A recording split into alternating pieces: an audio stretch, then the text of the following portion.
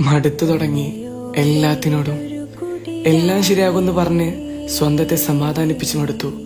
കൂടെയുള്ളവരോടും കൂടെപ്പിറപ്പുകളോടും മടുത്തു. സന്തോഷങ്ങളോടും സങ്കടങ്ങളോടും എന്തിന് ജീവിതത്തോട് തന്നെ മടുത്തു.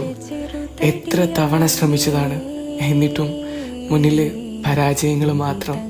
ശരിയല്ലേ? എടാ, അപ്പോ റസൂലിലേക്കൊന്ന് തിരിഞ്ഞു നോക്കണം. അതുവരെ സത്യസന്ധനാണ് എന്ന് പറഞ്ഞവർ കള്ളൻ എന്ന് വിളിച്ചു. മടുപ്പ് വന്നില്ല. ചീഞ്ഞളിഞ്ഞ ഒട്ടകത്തിന്റെ കുടൽമാല സുജൂദിലിരിക്കെ തന്റെ കഴുത്തിലണിയിച്ചപ്പോഴും, പോകുന്ന വഴിയിൽ മുഴുവനും തെറിവാക്കുകളും ചീത്ത പറച്ചിലും കേട്ടുപോയും മടുപ്പ് വന്നില്ല. സ്വന്തം കുടുംബം വരെ കല്ലെടുത്തെറിഞ്ഞ് തെരുവോരങ്ങളിലൂടെ ഓടിച്ചപ്പോഴും മടുപ്പ് വന്നില്ല. അവസാനം കൊലപ്പെടുത്താൻ വേണ്ടി ശത്രുക്കൾ ഒരുമിച്ച് വന്നപ്പോഴും പട്ടിണി കിട്ടപ്പോഴും റസൂലിന് മടുപ്പ് വന്നില്ല.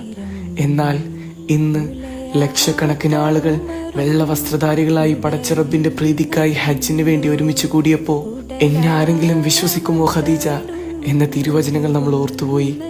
പ്രയാസങ്ങൾ വരാം, പ്രതിസന്ധികൾ വരാം, സങ്കടങ്ങൾ വരാം. പടച്ച റബ്ബിലുള്ള പ്രതീക്ഷ കൈവിടരുത്.